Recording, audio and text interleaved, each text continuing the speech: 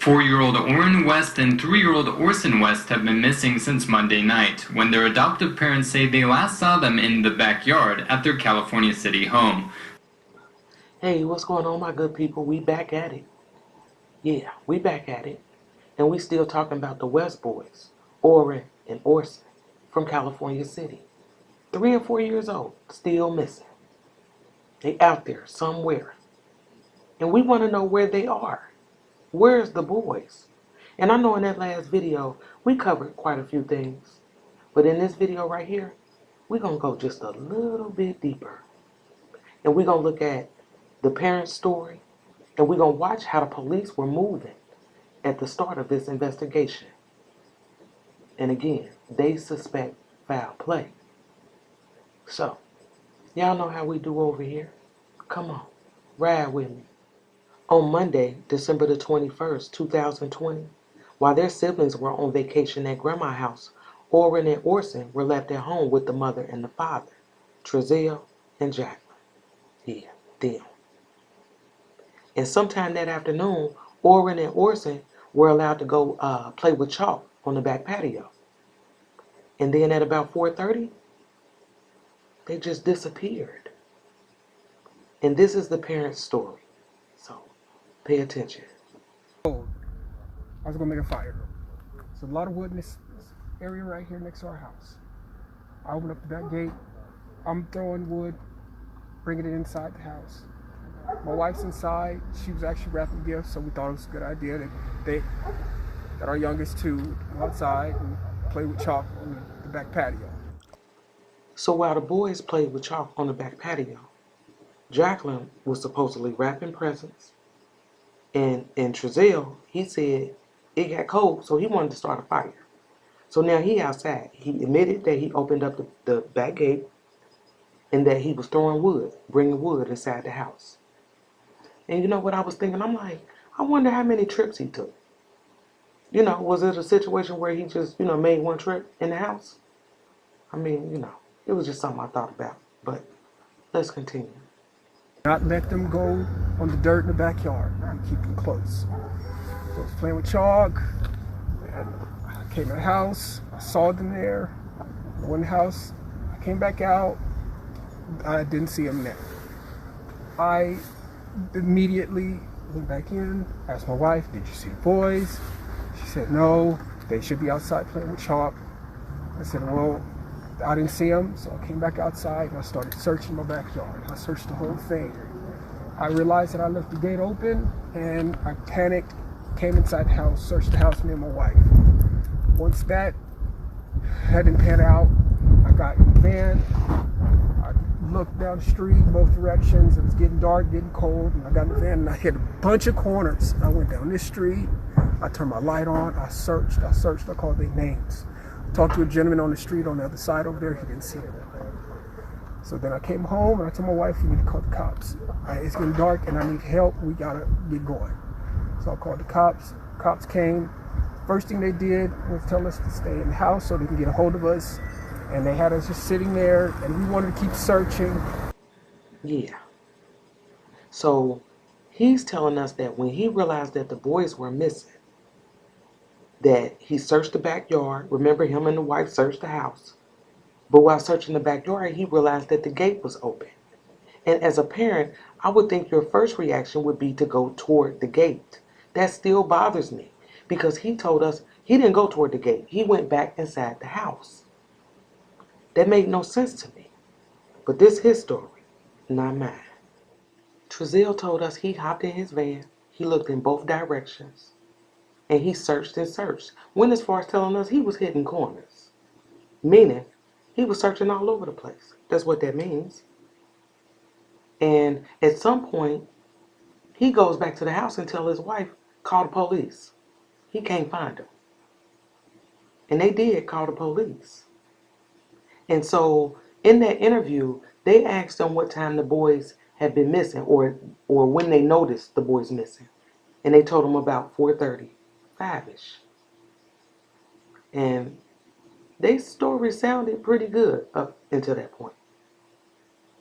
Because what they didn't realize was that one of their neighbors would catch their every move the day those kids went missing. Now, this footage that y'all are about to watch, it was given to us by a man who goes by the name of AV Watchman. He did a really good job with this, and I want him to know that we appreciate him. We needed this because this footage showed what Trezell was doing the day those kids went missing. So, I'm gonna need y'all to pay attention. We still riding. He opened the side door. You see the door open? Okay, the door's open to the van. Yep. Yeah, you see it? Yep. So he's gonna hop in his van right now.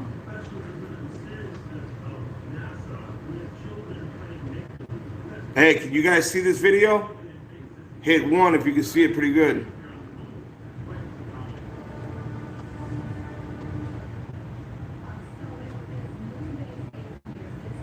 Okay, so he turns his van on, bro.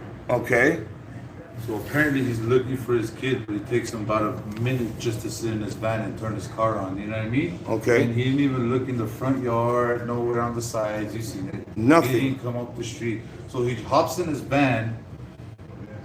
Look at. I don't think he's going in a speed where you're searching for somebody. You're going pretty fast. You know what I mean? You made that turn right there. You're not looking for nobody. You know what I mean? Okay, where's he going? He makes that turn, right? That right here by his house? So, Trezell's search started at 4:32 p.m. So that would mean what? The boys had to be missing what, around 4?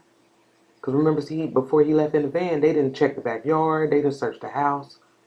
So I mean, it's safe to assume that them boys came up missing at about 4 o'clock in broad daylight.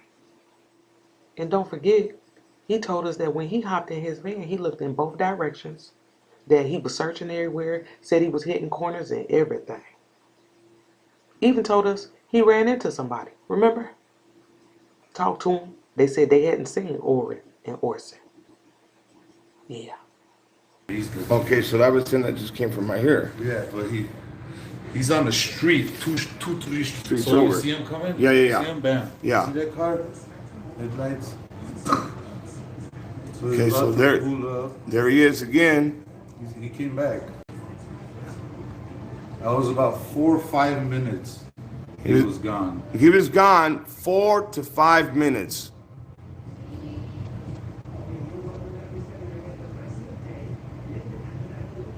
And as you guys see, even on the timestamp as well, he was only gone for maybe 4 to 5 minutes. Boom, there he is. So he comes, opens the door, gets out, goes in front of his house, and just stands there, bro. You know what I mean? Trezell's search for the boys ended at 4:39, which means he searched for a whole 7 minutes. 7 of them. Don't forget, remember he said he was searching, hitting corners, stopping, talking to people, all that. And he did that in 7 minutes.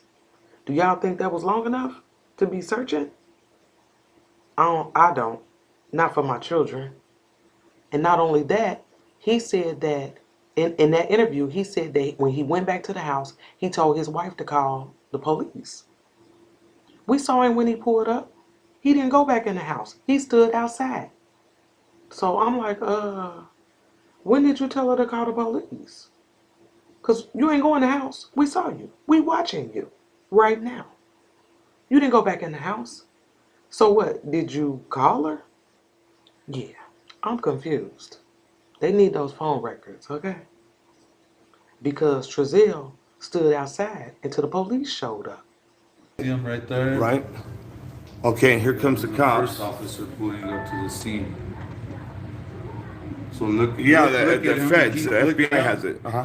He's gonna look at him. He kind of hesitated, then he went. I don't know if you did figure. I've but seen that. Then his wife hesitated. So now he goes and he tells the cops, and that's his wife walking in the back, telling them, "You might want to put your camera just a little back so you can see it." Is that good? That should be good on. Yeah. So he tells the cops that, hey, my 2 and 3 year old or 3 and 4 year old is missing, right? So the cop takes off. It's her walking back. Or him, I don't know, but they're not looking. They're not looking, bro. They're not looking. You know what I Yeah. mean? You're not looking, you don't have no kids missing, bro. You have No. kids. So he goes and he's hopping back in his truck, okay? Right. This is what I call him playing the little movie part. You know what I mean? He's setting up the stage pretty much. He's setting it up. Right. You know what I mean? Right. Oh, I'm searching too. I'm doing this. So he hops back in his car when the cop pulls up, right? But he was just standing around before that. Doing so nothing. He comes out the same way how he pulled in, came out the same. Look what he does. What is he doing, bro? Look what he does. The exact same. Look what he does. Makes that same freaking right The turn, exact bro. same right turn again. Why would you go Going the there? exact same direction again. We saw the police pull up at 4:52. So 13 minutes after he got to the house and stood outside, the police showed up. And then she came out. He hopped back in the van like he helping the police search for the boys. And just like what was mentioned in this video, do y'all realize that when he left the driveway, he took the same route he took before. He went to the left.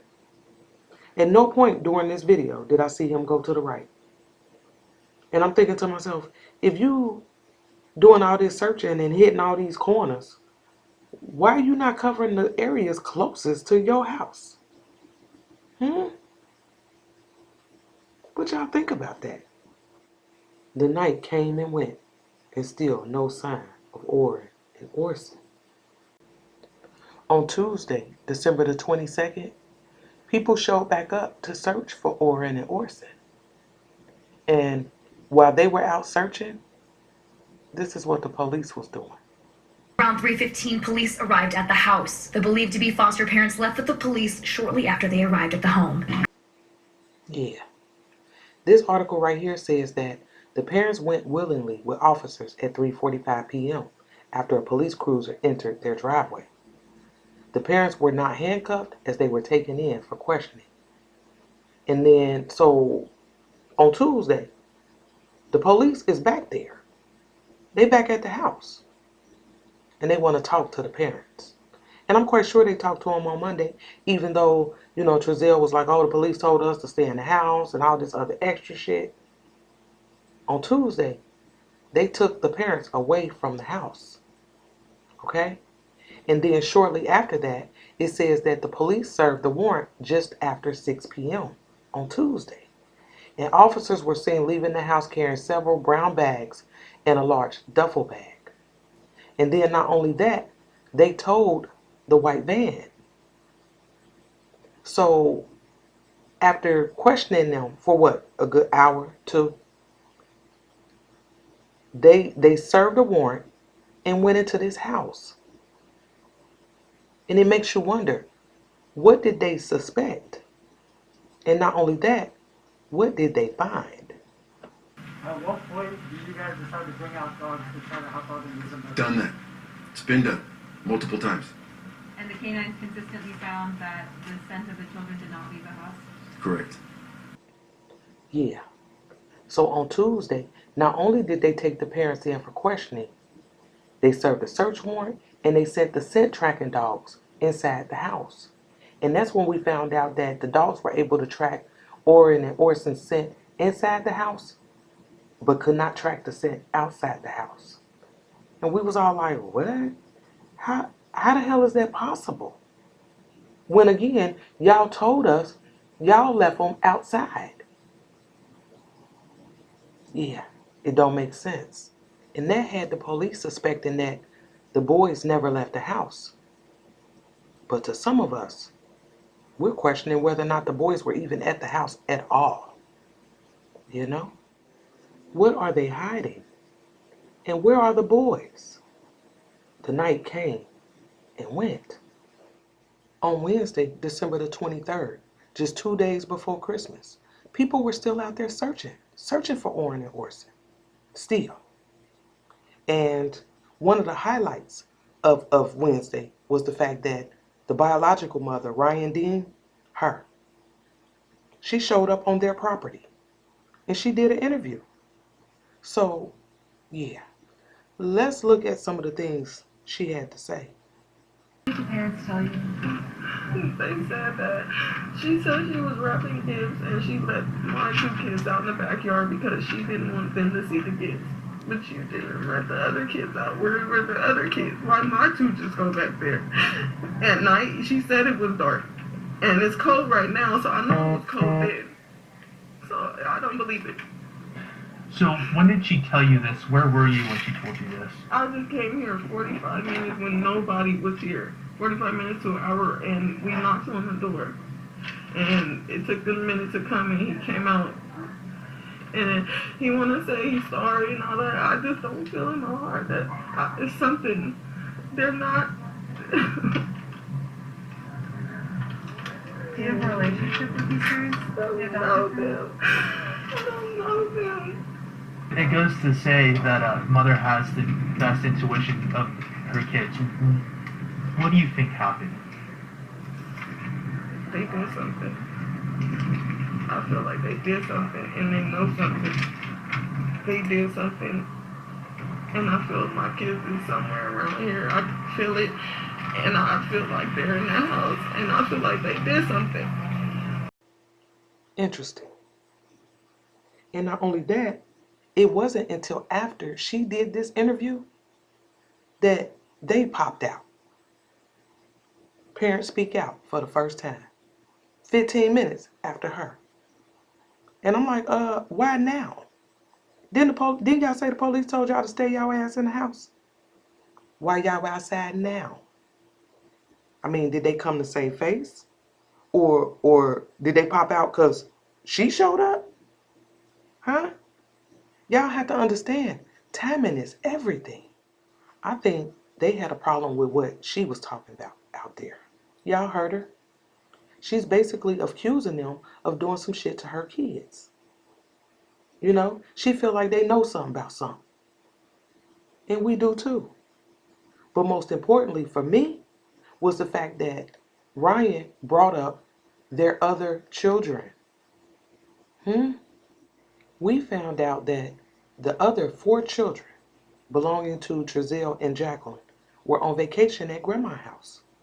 Now, it was rumored that Grandma lives in Bakersfield, but I'm not 100% sure on that, so don't quote me on that. But if you know, put it in the comments for me, okay?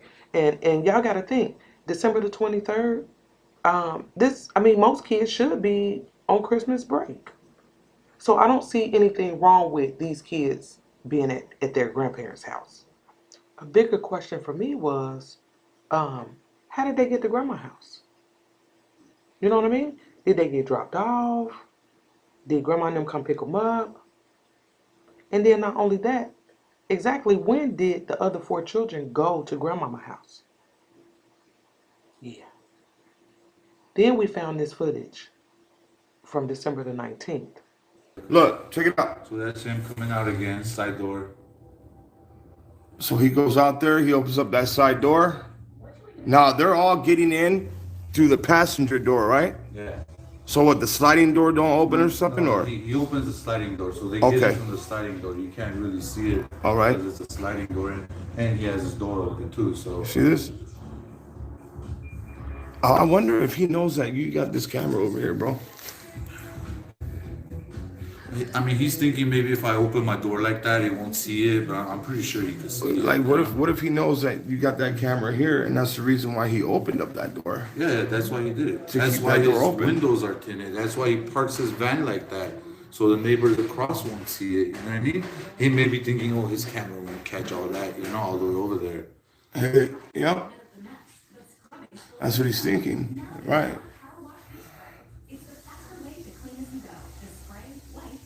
You know that guy's too far from me, you know what I mean? Yep.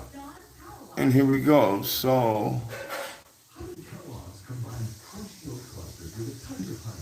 okay, here comes the first one. You see it? Yep. 1, 2, 3.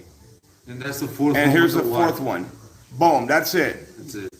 And the wife. That is it, guys. Dude had 6 kids. Where's the other 2, bro? On the 19th. And this is the 19th. So on December the 19th, at about 11:33, they were caught leaving with 4 children. Now, I'm going to be honest with y'all. When I watched this video, I couldn't tell how many kids got in that van.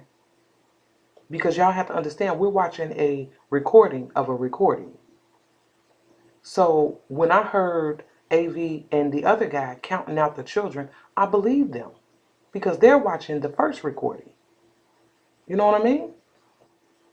So, you know, my first thought was, where were they going? And then the surveillance footage caught them coming back.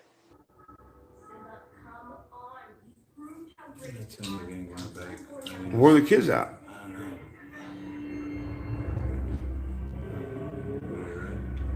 They didn't come back with any kids. Yeah. So on December the 19th, they were observed coming back to the house at about 3:45 without the kids. They were gone about 4 hours.